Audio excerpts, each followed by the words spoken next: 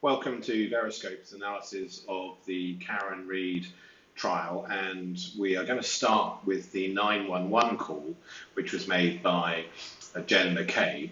If you're new to the case, it's worthwhile checking out a channel called Microdots, and type in Microdots Karen Reid, and it will pull up some videos.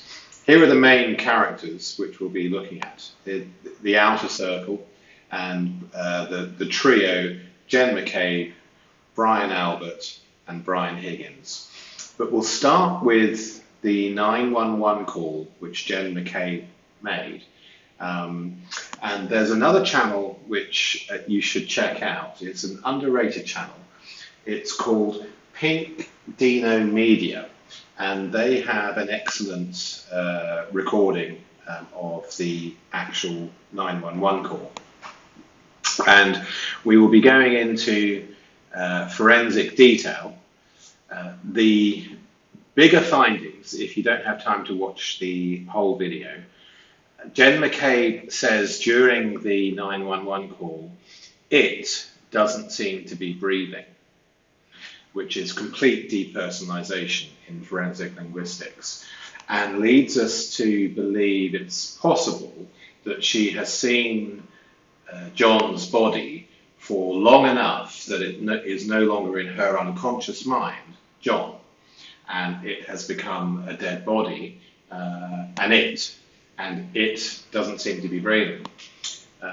Deception markers.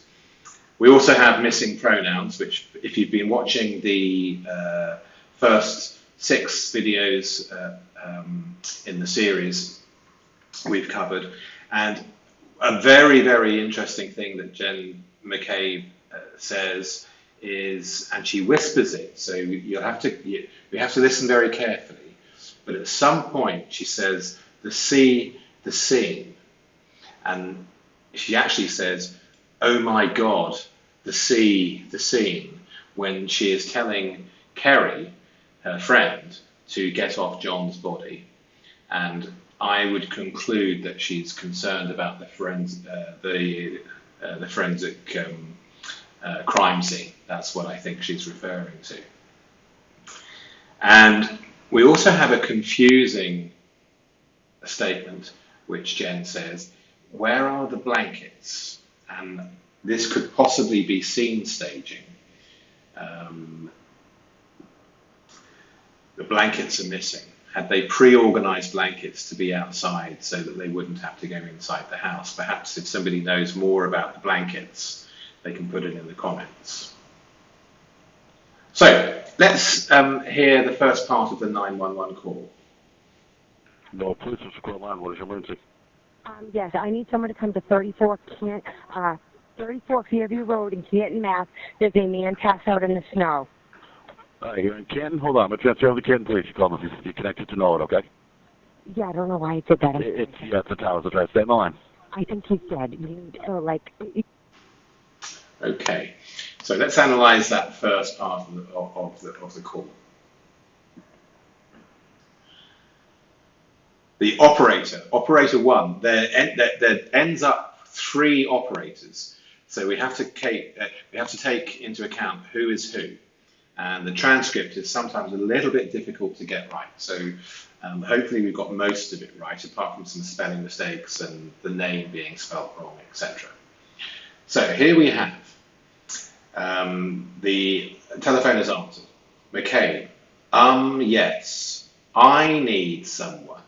So in forensic linguistics, the order of the need is important. And in 911 calls, the FBI, who used the forensic linguistics, which I'm about to show you, in their behavioral analysis unit, one of the rules that they have on deceptive versus authentic and truthful 911 calls is the order of importance. Are they interested in helping the person, or are they interested in something that the caller needs? And Jen immediately breaks the rule, the FBI 911 rule, and says, I need, and also she doesn't say what she needs. She doesn't say she needs an ambulance. she minimizes it to someone. Yes, I need someone to come to 34 Kent, 34 Fairview Road in Canton, Massachusetts. There's a man. This is very, very interesting. I think most people who know the case have already said that this is unusual. She knows John extremely well. She even claims in other statements that she loves him. And she's involved in a search party with Karen Reed and her friend Kerry. They know exactly who they're looking for, but she minimizes to say there's a man passed out in the snow. And also here, we may have leakage in the linguistics. Passed out. How does she know that he's passed out? And it has connotations of being knocked out. The operator. All right, you're in Canton. Hold. We will transfer you over to Canton Police. So there's confusion as to why she called Norwood. And she says, yeah, I don't know why I did that. And the operator explains that it's the tower's address. Stay on the line, or stay in the line, it says here. McCabe then goes on to say, I think he's dead. So we have an immediate difference between passed out and I think he's dead. So how would she know so quickly that her friend John, who she calls a man, is dead? And in forensic linguistics, we note this, and I believe that she's been aware that he's been dead for quite a while. It's so unusual, first of all, to say that your friend is just a man that you've been deliberately searching for, and then to immediately conclude that he's dead within seconds, within 2 sentences. And she says, you got to get here ASAP, okay. So we have slight fractures in the linguistics due to cognitive stress. She cannot psychologically own finding the body, even though she's purposely gone there to find John. We have a premature death declaration. I think he's dead. No medical assessment. And I believe this reveals prior knowledge. We have hedging overload, cognitive stress from the deception, slight location confusion, and we have an urgency mismatch where she's saying he's dead, but they need to get there ASAP. In forensic linguistics, we put a flag into all of the anomalies and all of the notes that we find. Individual flags mean nothing by themselves, but eventually we get clusters of flags and then superclusters. And we start to see patterns emerge, which become, if there are too many flags, clusters, and superclusters, we can start to conclude that there is deception in the statement. And authentic, genuine, truthful statements, although they do have some flags because there are linguistic errors in all communications, they don't have the enormous number of clusters and superclusters and sensitivity and leakage and all the things that we've been learning about over these last videos. So let's play on the actual 911 call and let's see what we hear. Gotta get here ASAP, okay? I'm going to transcend line. I'm going to transfer to Canada. Okay. I know. Where are the blankets? I don't see blankets, Kerry. 911, what's your emergency? Yes, I need someone to come immediately to 34 Fairview Road, Canton, Mass. What's going on? There's a guy unresponsive in the snow. Okay, so this is interesting. She has a change of personal dictionary. And John, her friend, who is a Boston police officer, she called a man which is distancing herself from John. And then she comes on to a new operator and she begins the ruse of not knowing who this person is all over again. But she must be feeling some pressure and cognitive load because she now changes it to "there's a guy." There's a guy. It's really minimizing the whole situation. And unresponsive in the snow. Did you also catch that she was asking about blankets? If anyone knows about where these blankets came from, what they were supposed to, were they in the car? Did they bring blankets with them for some reason? Or were they pre-positioned in terms of crime scene stage management, strangely on the lawn? And what would be the purpose of having blankets available?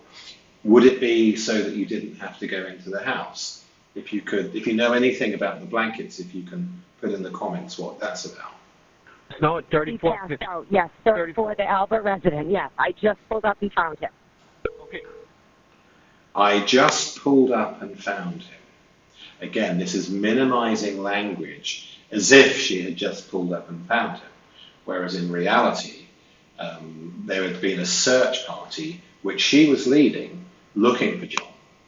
So she is pretending, she's acting in effect, sort of buying an innocent alibi on the 911 call. It's very strange. 34 Fairview. 34 Fairview, Canton, Mass, yes. 911 is on recorded. Where's your emergency? Hello? You can hear Karen Reed in the background there saying, I don't know if, I imagine that the I is an incorrect, I don't know if he was dead, oh no. And then the third operator says hello. So let's go into the forensic linguistic report and go on to the, so here we are with the blankets. Yes, if somebody knows more about this, I'm very interested in this. She says, okay, I know. So we have sensitivity here. Repeated, I know. This again could be leakage. What does she know? Where are the blankets? I don't see blankets. Kerry, there's an urgency in that voice. Second operator, 911, what's your emergency? Okay, I need, breaking the FBI rules on 911 calls for deception versus authentic.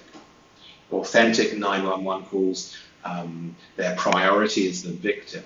Their priority is the person that needs help, not what they need. What's going on? There's a guy,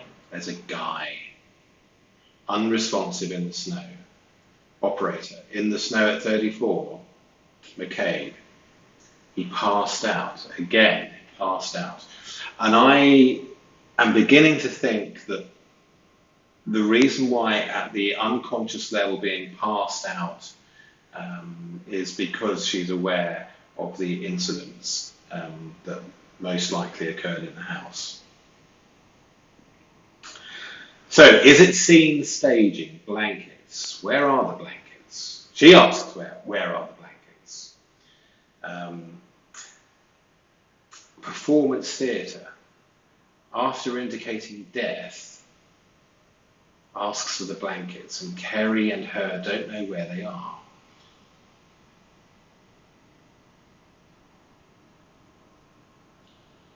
McCabe, yes, the Albert resident, yes.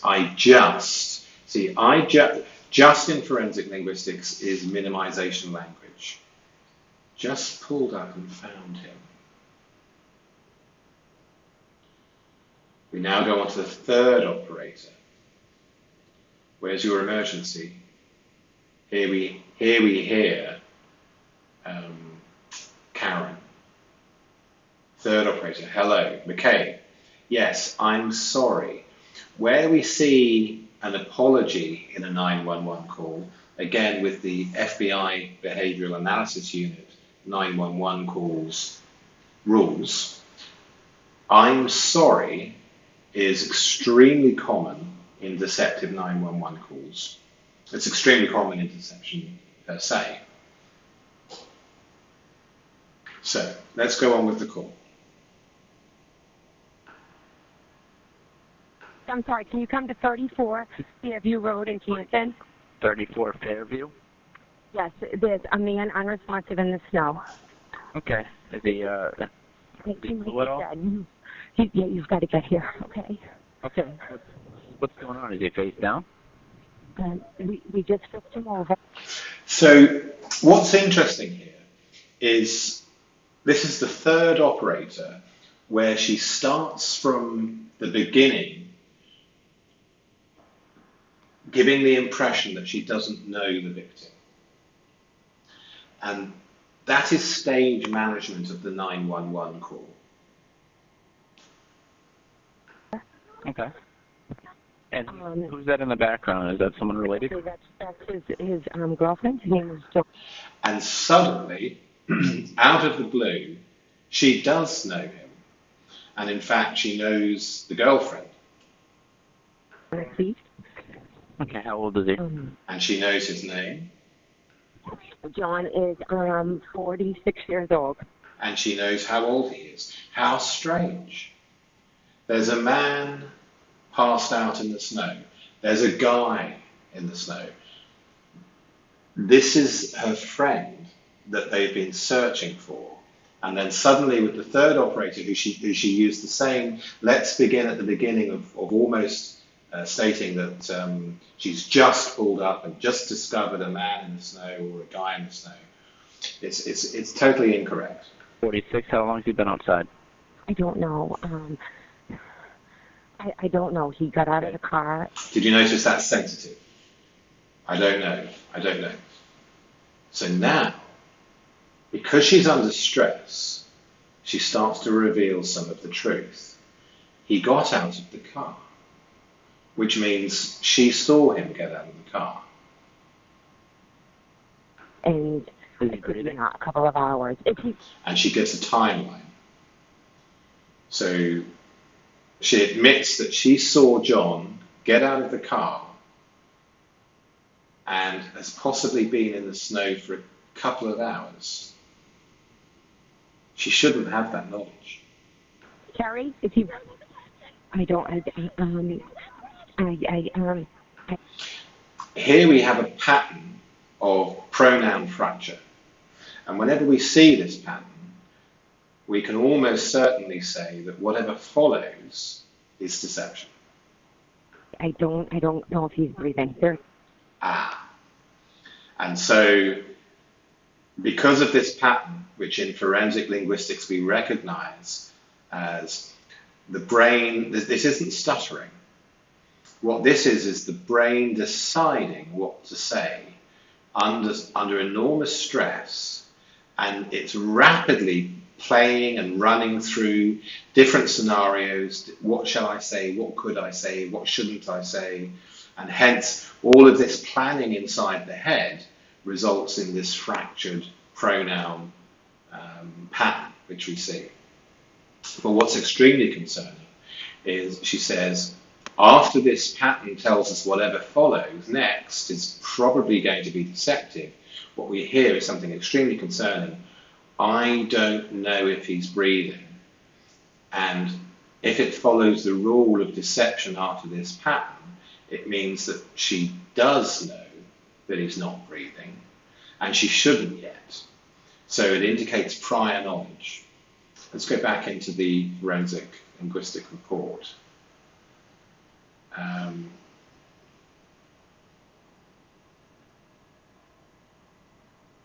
Yes, there's a man unresponsive in the snow. Third operator. Okay, he's dead. Yeah, you've got to get here, okay? Okay, what's going on? Is he face down? We sensitivity just flipped him over. Okay, and who's that in the background? Is that someone related? That's sensitivity, his sensitivity. Sensitivity is where words are repeated close together in a sentence. We call that sensitive. There are other ways to be sensitive, but that's one of them. Girlfriend. His name is John O'Keefe. Okay, how old is he? 46 years old. So suddenly the stranger passed out in the snow is not a stranger at all. This is acting. It's a stage and 911 call management, in my opinion. 46. How long has he been outside? Here we go. I don't know. I don't know. He just got out of the car and a couple of hours. Okay. Is he breathing? McCabe. Is he Carrie? Is he? I don't, I don't. See, here we have extreme fracture. And by now, for those who have watched the first six of these videos, you will be recognizing this pattern as a huge deceptive marker. I don't know if he's breathing. And so this tells us that she more than likely knows that he's not breathing, which more than likely means that she had prior knowledge. There are two women trying to give body heat to his body. I suspect the transcription is wrong. And they're hysterical. But Jen, the potential organizer of the cover-up, of the initial cover-up, the quarterback, perhaps as she's been described, she's not hysterical. She's delivering what could be the planned, if this theory is correct, the planned beginnings of the cover-up. So, the third operator. Okay, can you just try to ask? I know it's tough, but we already have the fire department going, and they just got to know. McCabe, is he breathing, you guys? Karen, no. It doesn't seem to. Now, this is very important. Look what she says. I don't think anyone has caught this before, but it's vital. It's possibly case-breaking. It doesn't seem to be breathing. When somebody uses this linguistics and talks about a body this way, it means that they've seen the body before and have accepted that it's a body. And it is a body. It's a body. It's not John. And so her unconscious under extreme cognitive load tells the truth. It doesn't seem to be breathing.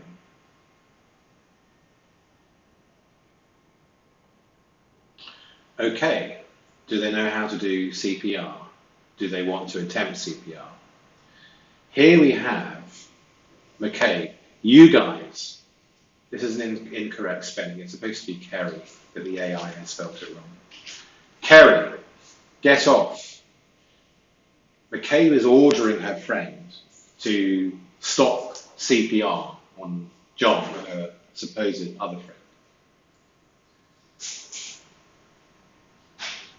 And then she says, can you guys do CPR? So we have a very unusual command structure of stop, and then the question which she is giving the telephone operator, hearing this. So that it's a dichotomy. And then she says, no, I guess he's gone. One of the other things in statement analysis that we recognize is that loved ones, people we care for, friends, we have extreme difficulty accepting their death. Even days after or weeks after, we might imagine them coming through the front door. And yet Jen is constantly in this statement trying to establish death. So it's incorrect. The third operator. Okay. They don't feel comfortable doing so? Okay. No, I think he's passed away. So she's constantly trying to establish this death.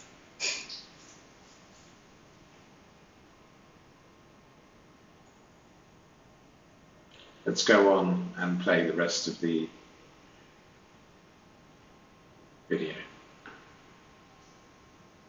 Two women trying to do his body heat, and they're hysterical. Okay, can you just try to ask him? I know it's tough, but we already have the fire department going. They just got to know. Okay. Is he breathing, you guys? It doesn't seem to be breathing. Okay, do they know how to do CPR? We just need to hear that again. I only just caught it myself. In statement analysis and forensic linguistics, when you first start learning the skill, which hopefully you are, and hopefully you've come a long way, we need the transcript. Eventually, you can almost do it not as well as reading the transcript and marking up the documents and taking the time. But I've noticed over the course of time, you can analyze at conversational speed. Not as well, but enough to know if you're being deceived. So practice catching it at real-time speed, in the same way as you might practice a sport or a martial art. Practicing at real-time speed, Brazilian Jiu-Jitsu, whatever it is that you're practicing, real speed, real resistance, and you'll get good fast. Okay, can you just try to ask him? I know it's tough, but we already have the fire department going. They just got to know. Okay. Is he breathing, you guys? It doesn't seem to be breathing. There we are. Did you catch it? It doesn't seem to be breathing. Okay, do they know how to do CPR? Do they want to attempt CPR? Can you guys do CPR? No, I guess he's gone. There she goes again. Okay, they don't feel comfortable doing so? Right. No, I think he's passed away. Okay. All right, we got the fire department and the police department on the way. If everyone's declining CPR, then I'll hang up with you, and if anything changes, you can give us a call back. Where are you guys outside? Oh, right out front of his car. I know, I'm on the phone with the ambulance. I know, honey. Okay, another thing to recognize in statement analysis is where we see I know.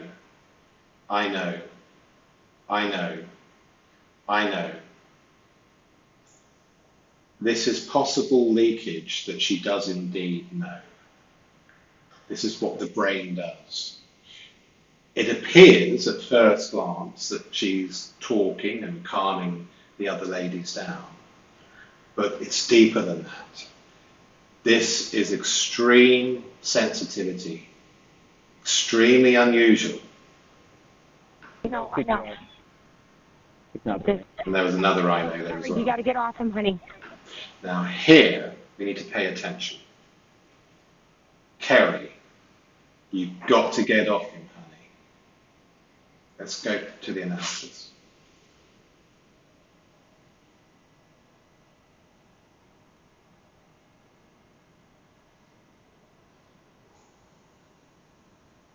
Okay.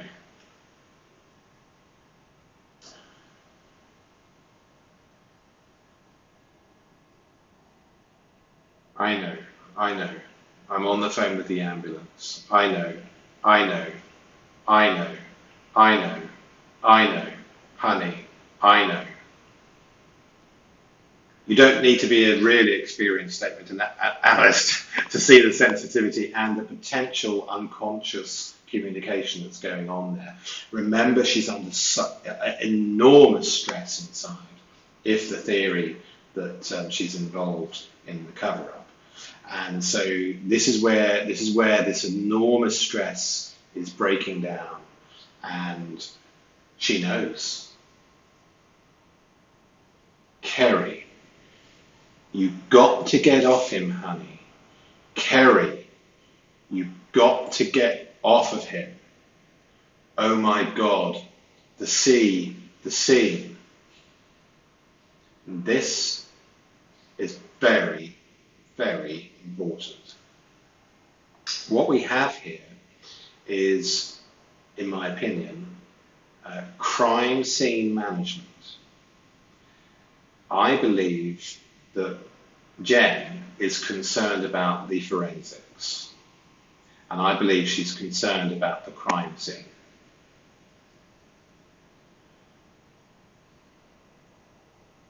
And if that is the case, then it does indicate prior knowledge of the crime, prior knowledge of the body which isn't breathing, admission that she knows at the unconscious level. Highly unusual to see this pattern.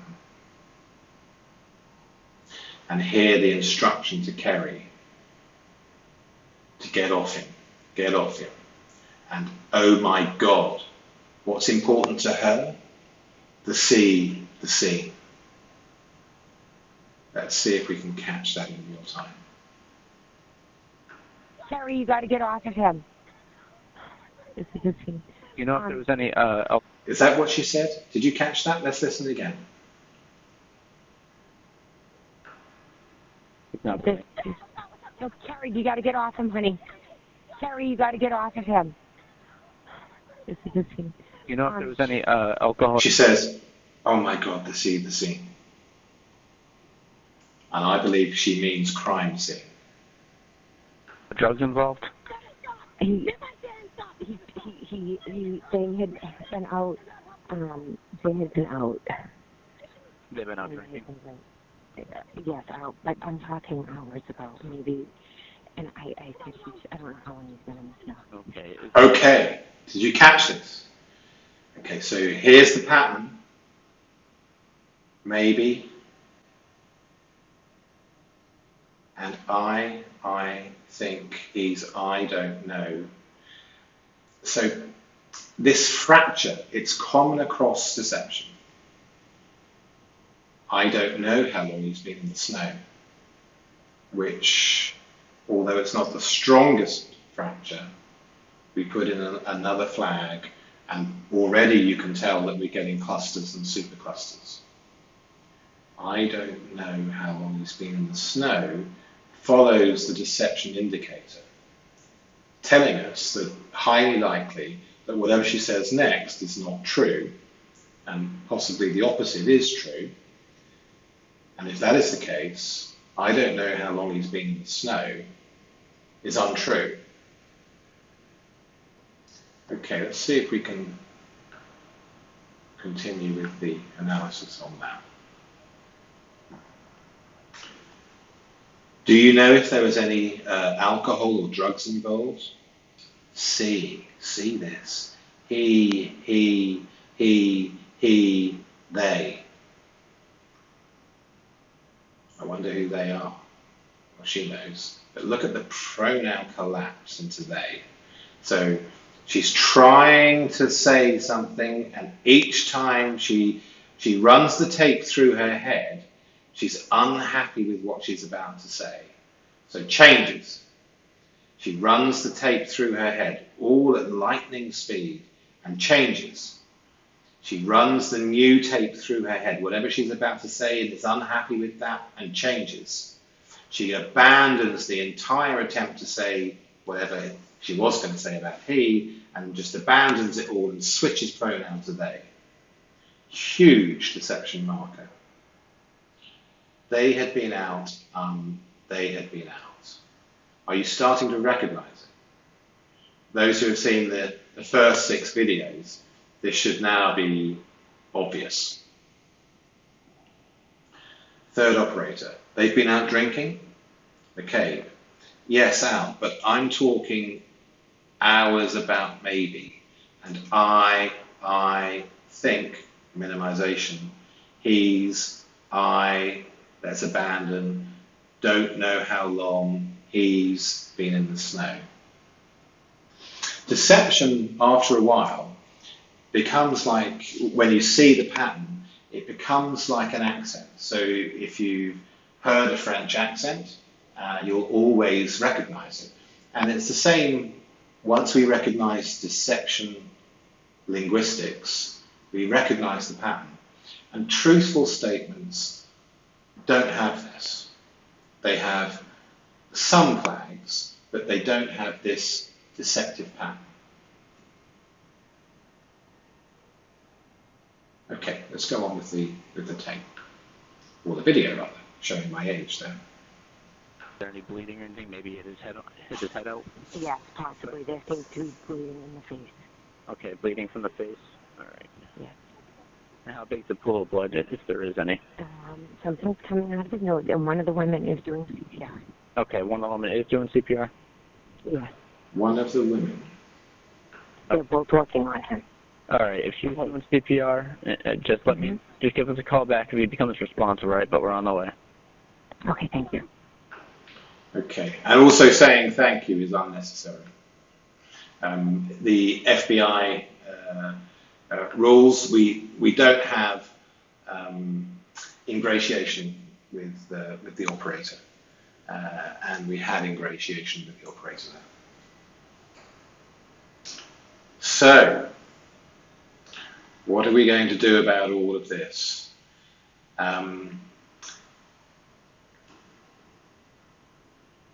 Just minimization, dead, knowing, okay.